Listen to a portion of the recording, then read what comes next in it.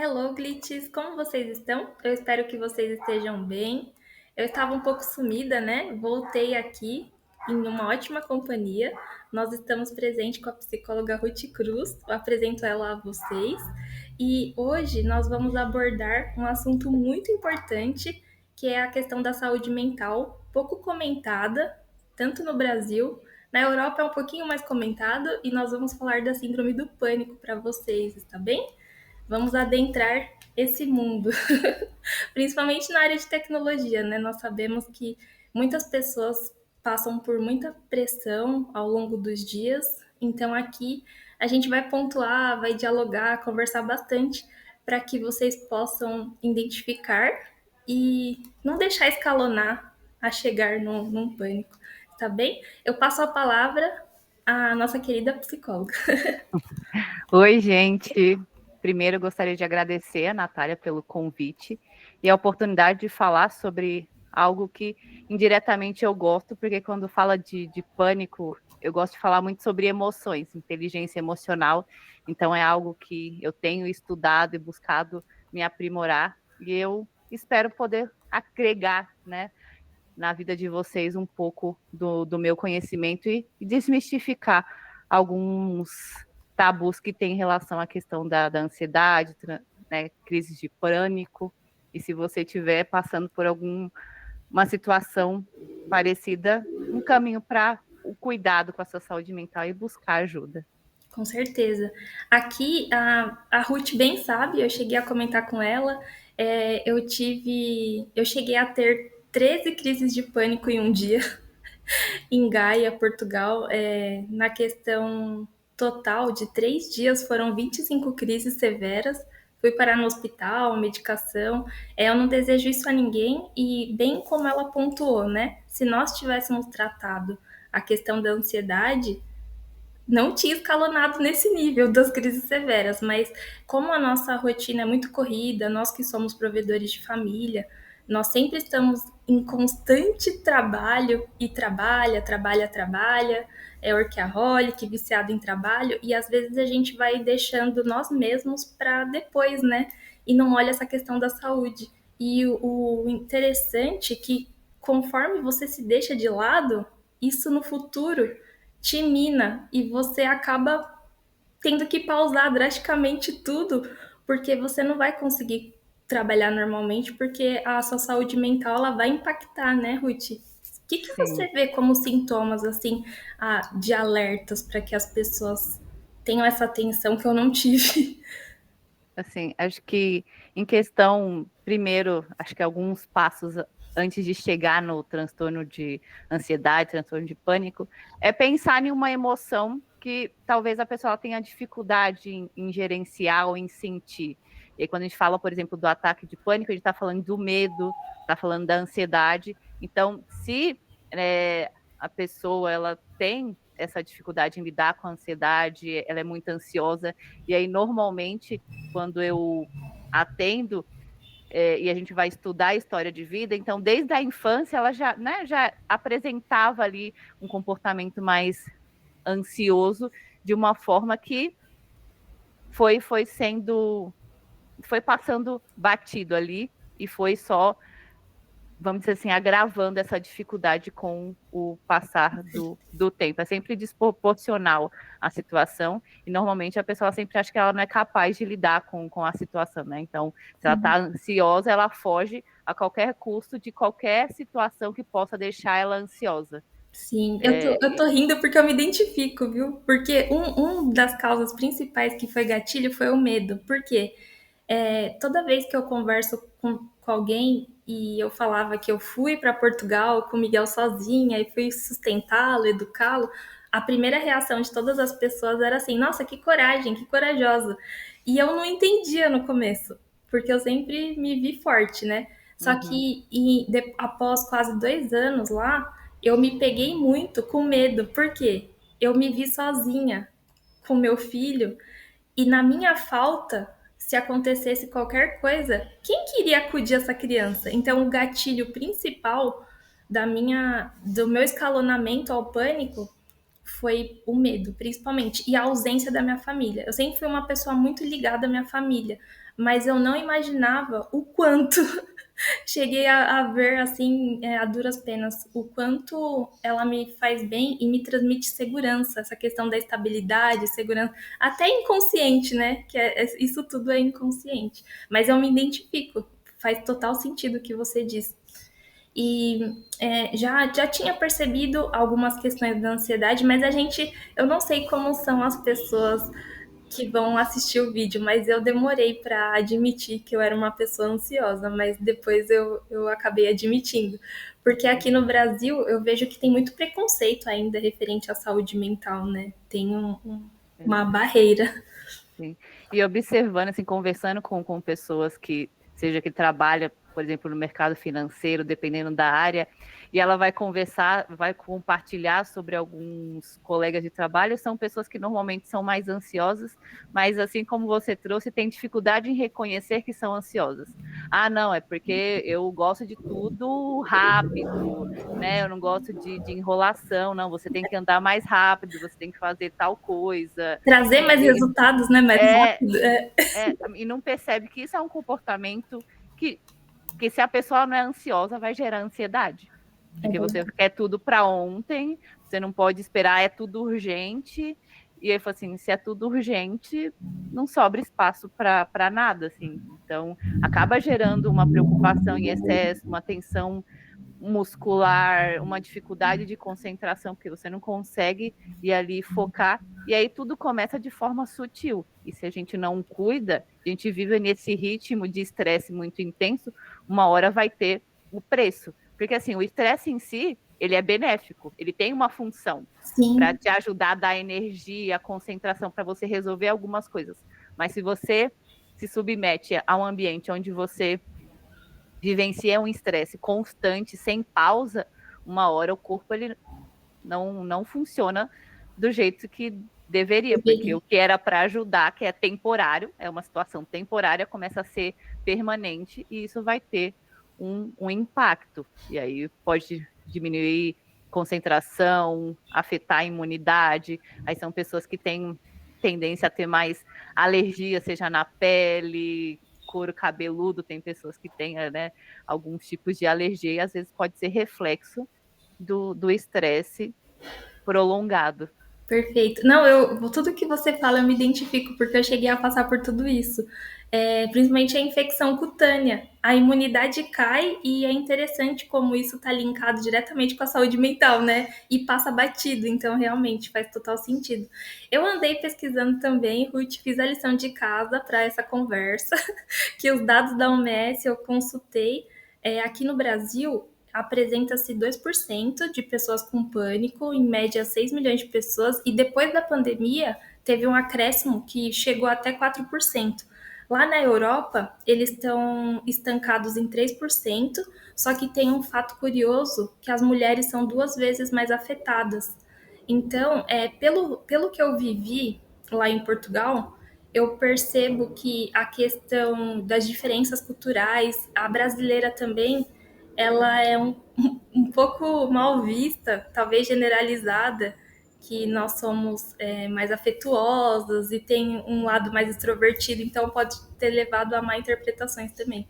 Enfim, e aí eu percebi tudo isso, né, constando os dados da OMS, e eu vejo que lá eles tratam esse tipo de doença mental de uma forma mais tranquila. É como se fosse um problema de colesterol, um problema de cardíaco, basta você ser medicado e você pode levar uma vida normal. Aqui no Brasil, eu vejo que eles levam com um pouco mais de seriedade, mas também um pouco mais de preconceito, assim, já julgando a pessoa mais para esse lado da loucura, vamos dizer. E como que a gente pode ir quebrando essas barreiras para que traga essa questão da forma que o europeu encara de uma forma mais natural? Seria possível trazer esse mindset aqui para o Brasil? O que você acha? Acho que uma das coisas é o que a gente tem feito agora, né? Reunir, conversar sobre isso e mostrar que, assim como se você tem algum problema de pressão, se você faz o exame de sangue, deu a glicose alta e você vai precisar de cuidar, a mesma coisa é falando da mente, né? Então, Perfeito. é o mesmo caminho.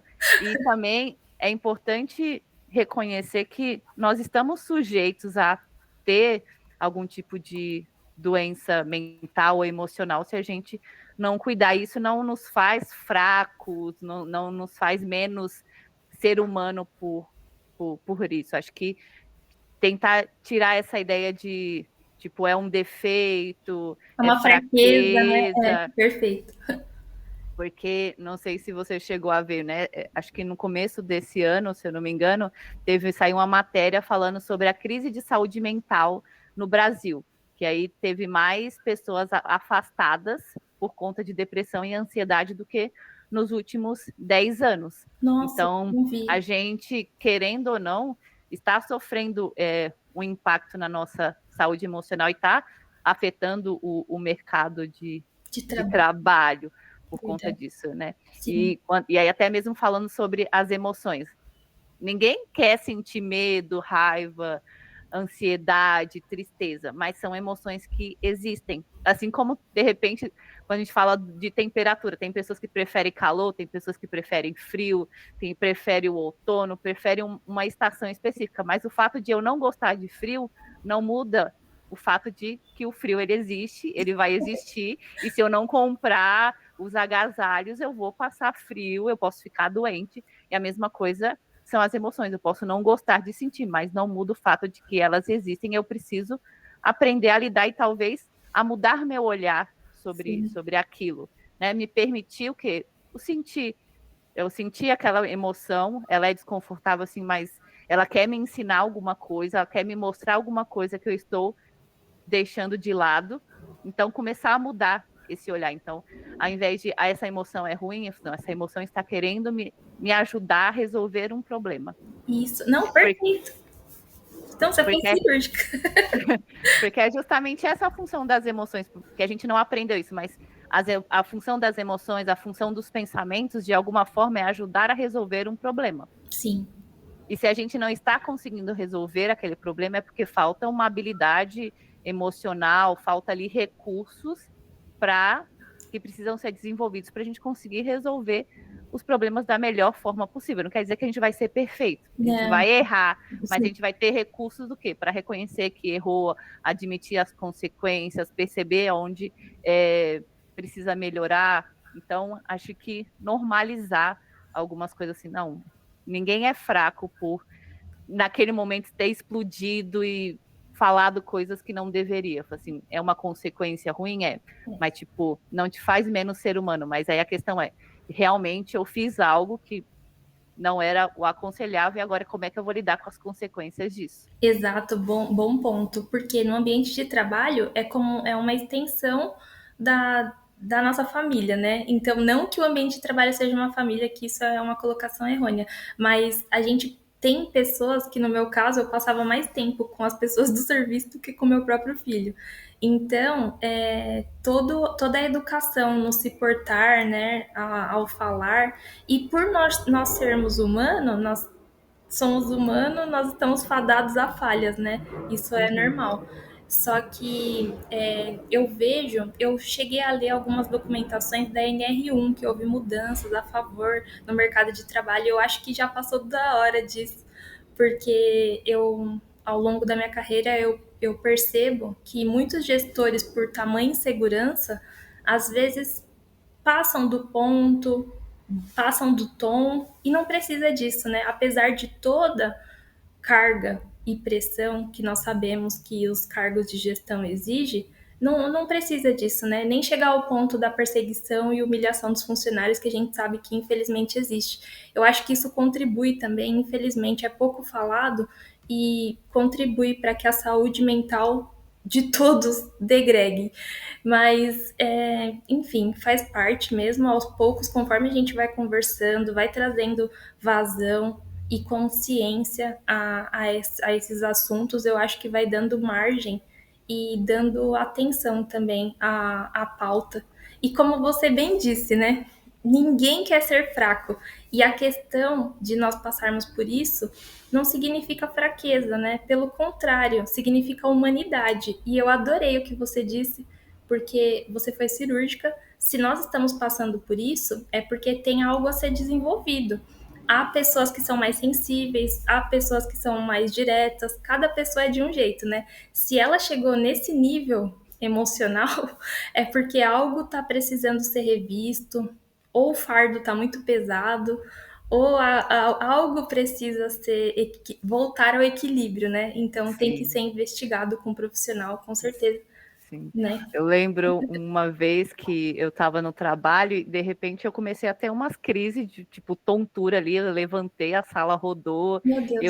eu ia descer a escada, tipo, meio que a noção ali de equilíbrio estava meio comprometida. Eu falei assim, vou marcar ali na minha cabeça, vou marcar um otorrino. Assim, pode ser labirintite, né? Você pensa que vai ser labirintite, aí eu fui.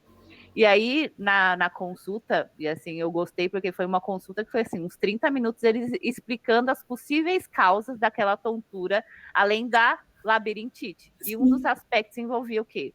Ansiedade, né? sim, Ansiedade, estresse, excesso de café, questão de sono, rotina. Ele foi falta de água. E aí eu fui o quê? Refletir sobre os meus hábitos. Então, estava bebendo pouca água, estava consumindo um café excessivamente. Tinha algumas coisas na minha rotina que estavam desajustar. desorganizadas, eu estava trabalhando demais. Então, ele falou assim: então, antes, ele falou assim, não tem um exame para falar, você está com labirintite, então a gente vai ter que acompanhar. Eu falei assim, tá bom, então eu vou mudar, né, algumas coisas, a gente vai acompanhar se isso vai melhorar ou não. E aí ele falou Sim, assim, se você quiser tomar medicação é essa, mas tenta ajustar isso. Aí passou também alguns exames de sangue, e aí eu fui mudar meus hábitos, corrigir o básico. O pois. sono, a água, diminuir o café, e a tontura passou. Ah, Né? E às vezes quando se fala de, né, para até chegar na ansiedade, no crise de pânico, envolve o quê? Hábitos ruins. Então, normalmente, o hábito de uma pessoa, assim, não é generalizando, mas boa parte das pessoas que eu converso que sofrem com algum tipo de transtorno de ansiedade, dormem mal, se alimentam mal, comem muito doce, né, trabalha demais, assim, não bebe muita água, não costuma fazer nenhuma atividade de sim. lazer, nem atividade física. Então, os hábitos de uma pessoa dessa podem levar a adoecimento a longo prazo, assim. Sim. Eu tenho uma pergunta de US$ 1 milhão. Não, brincadeira.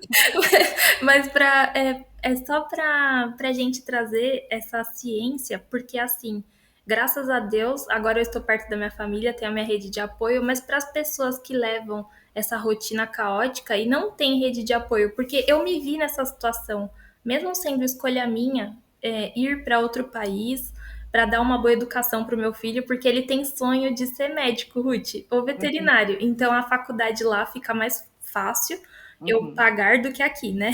Da nossa realidade do Brasil não tá fácil. Então eu insisti muito para o futuro dele. Então eu passei do meu limite. Eu conhecia o meu limite emocional e eu fui além do meu limite por ele. Tanto que quando eu cheguei do hospital após as 13 crises, a primeira pessoa que eu me desculpei foi ele. Eu cheguei e falei assim: filho, a mamãe hoje tá chegando do hospital. Cheguei em casa às 11 horas da noite, porque eu passei mal no serviço na hora do almoço e cheguei do hospital às 11 horas da noite. Não avisei ele para ele não ficar preocupado. E aí eu me desculpei. Eu falei assim: filho, nós vamos ter que voltar ao Brasil. A mamãe foi até onde deu. Eu me esforcei e fiz o que eu pude. Só que agora não dá mais. Eu não tenho condições de ficar aqui e cuidar de você da forma que você merece, porque a minha saúde entrou em xeque, né? Eu falei, a minha saúde degringolou. Eu até falei de uma forma mais lúdica. Eu falei assim: a mamãe hoje teve a sensação de morrer 13 vezes, porque realmente essa é a sensação. Eu espero que as pessoas que passaram por isso sejam compreendidas em determinado grau, porque eu já tinha tremenda empatia por essas pessoas que passavam por isso, eu já tinha empatia mesmo. E hoje eu consigo ver o outro lado, a pessoa que está dentro da situação. Eu não desejo a ninguém, nem para o meu pior inimigo, porque a sensação de morrer 13 vezes, a nossa mente é muito poderosa, porque na primeira crise, Ruth, eu passei mal no serviço, tive o acolhimento das pessoas do serviço. Até aí tudo bem, mandaram eu para casa. Na volta de casa, eu passei mal mais 7 vezes. E o karma ele volta, né? Porque eu ajudei tantas as velhinhas europeias que durante essas 7 crises elas me ajudaram. Então seguraram minha mão, me deram água, pegaram meu lenço, mas enfim. E aí eu comecei tendo a sensação que eu estava tendo um ataque cardíaco, então todo o lado esquerdo adormeceu, as minhas mãos travaram e os meus pés entortaram e ficaram todos formigando, né? E é muito real. Você convencer a sua mente que você não tá morrendo é muito difícil em meio a uma crise. Sim. E esse foi. Durante 7 crises eu fiquei tendo esses ataques, tanto que eu machuquei a mão da funcionária do metrô, porque minha mão travou nela, porque eu achei que eu fosse morrer e eu tava pedindo ajuda com falta de ar. Eu tive que sair do metrô de ambulância e quando eu cheguei lá em cima para sair da ambulância, eu tive o último ataque do 7 daquele dia, né? Que depois eu tive mais 3 no hospital. Mas naquela hora eu senti que estava tendo um AVC. Então todo o meu lado direito aqui adormeceu. E eu pedi socorro. Foram 3 homens e 2 mulheres para me segurar, porque eu nunca tinha passado por essa situação. E foi horrível, foi assustador. E tudo isso desencadeado pelo medo. Porque eu só falava assim: eu não posso morrer nesse país porque eu tenho um filho para criar. Era a frase que eu mais falava. Eu falo rindo porque, graças a Deus, já está controlado. Não tô tendo crises severas, né? Até porque já estou próxima à minha família. Mas todos esses sintomas, no momento de uma crise, você convencer a sua própria mente que aquilo vai passar é muito difícil, mas nós temos que tentar, né? Porque é só a sua mente ali, o medo, no ápice do alerta, convencendo o seu corpo que você vai falecer. Só que não é real, é tudo mental. Sim. Então, a enfermeira até falou que eu fiquei com um terço segurado a todo momento na mão, e aí ela falou assim, eu falei, o que eu faço? Aí ela disse, você tem que convencer a sua mente que isso vai passar. Aí eu falei assim, fácil falar, é difícil praticar. Para você ter noção, Ruth, depois que eu cheguei no hospital, eu assustei até um doutor que não sabia, porque no começo das crises severas eu avisava que era pânico para eles me darem o SOS debaixo da língua, né? Só que o doutor não viu essa parte, então ele chegou e viu eu sufocando, ele se assustou. Tanto que a enfermeira acabou me contando que ela ficou dedicada naquele dia somente a mim, que ela não fez mais nada, porque acabou despertando o susto do outro doutor, né? E você vê, assim, apesar de ser a questão de hospital europeu, tudo, não justifica, assim, fui bem tratada, fui muito bem cuidada, mas você vê, na hora da crise assustou até um médico que não estava a par da situação, né? Sim. Então, eu espero que ninguém chegue nesse nível dos ataques, até porque o que você acha que cada pessoa reage de um jeito ou elas têm um padrão dessas crises? Que é sentimento de alerta, morte iminente. É que justamente a questão do transtorno de pânico, a diferença entre ansiedade, a crise de ansiedade e o pânico é que o pânico realmente é sempre mais intenso, assim. A crise de ansiedade, ela pode durar, tipo, o dia, né? Às vezes a pessoa vai ficar, mas é como se fosse mais leve, se a gente puder colocar dessa forma, porque o sofrimento em si a gente não consegue mensurar, mas quando fala de critérios diagnósticos, o médico ele vai avaliar a questão da intensidade. Então, a intensidade mais moderada pode ser considerada ali apenas uma ansiedade, uma preocupação excessiva, a tensão muscular, pode ter taque cardíaco, né? Até a sensação de falta de ar, mas é tudo um pouco mais leve. Sim. Agora, o ataque de pânico, realmente a pessoa tem a sensação ali que ela vai morrer e ela não consegue lidar com isso. Não, né? Então, sim. tem relatos de pessoas que falam assim que parece que ela está tendo um infarto, que ela está tendo AVC e ela não consegue diferenciar. E até o médico ali naquele momento ele vai ter que fazer alguns exames, porque pode ser que a pessoa esteja tendo, ou pode ser ansiedade. Ele vai ter que fazer o exame para fazer, não, nessa situação não é algo físico, é Perfeito. emocional. E aí precisa até de um treino do médico para o médico não levar tudo também só para o emocional. Porque uma vez que eu fui fazer uma cirurgia, porque eu rompi o ligamento, né? E aí eu fui fazer a cirurgia, e ali na cirurgia, a moça ela precisou ficar internada, e ela falando que ela tinha crise de ansiedade e tudo, mas naquela ocasião a falta de ar dela não era ansiedade. Era porque ela estava com Covid. Nossa, Então, se o médico tipo, ficou meio encafufado, foi fazer os exames e viu que não era ansiedade. Então, se você não tem esse olhar aguçado, você pensa que assim, é mais uma crise de ansiedade, porque você vai ver o histórico da pessoa, ela sempre veio aqui por conta de crise de ansiedade, então é mais uma. Então, precisa. dessa investigação, né? Não, tanto que eu Sim, fiquei 11 horas no hospital, né, por conta disso, e eles fizeram uma bateria de exames, porque como eu sentia a minha garganta fechando, eles tinham que avaliar se havia um risco mesmo de fechamento da garganta ou se era só a minha mente, né? E um outro fator importante que você disse é que a minha pulseira era amarela. E eu cheguei a perguntar para a enfermeira, eu falei assim, se é tudo na minha mente, por que a pulseira é amarela? Ela falou assim, porque o sentimento é real. Você sofre de verdade, você sente que é real. E é real para você que está sentindo e é real para nós que estamos te vendo. Porque é agonizante, né? É assustador. Como nós estamos falando do tema, pode ser que muitas pessoas não tenham presenciado, e que bom que vocês não presenciaram, mas é agoniante mesmo, tanto para quem vê, porque a pessoa parece que está sufocando, está morrendo, e você se sente incapaz porque você não pode fazer nada, quanto para a pessoa que está sentindo que está morrendo, porque ela não quer morrer, então ela pede ajuda. Então é horrível, é horrível em todos os sentidos, mas é bom nós falarmos disso para que as pessoas tenham consciência e cada vez mais na vida, no trabalho, vá priorizando a saúde em todos os sentidos, não só o mental, quanto o emocional, o físico, que é essa questão do equilíbrio que você disse, né, Ruth? É extremamente importante. sim. E normalmente, né, conversando com algumas pessoas que foram negligenciando alguns sintomas, começa com, eu acordei de madrugada com o coração acelerado, né? Tipo, Muito simples, né? foi só, passou ali. E aí foi levando, né? Sim, É um desconforto ali, é uma tensão muscular ali, é uma tontura aqui, né? verdade. Tipo, mas a maioria às vezes é sempre o coração acelerado, Sim, é sempre ali. Tipo, acordei no meio do caminho com o coração acelerado e não sei o porquê.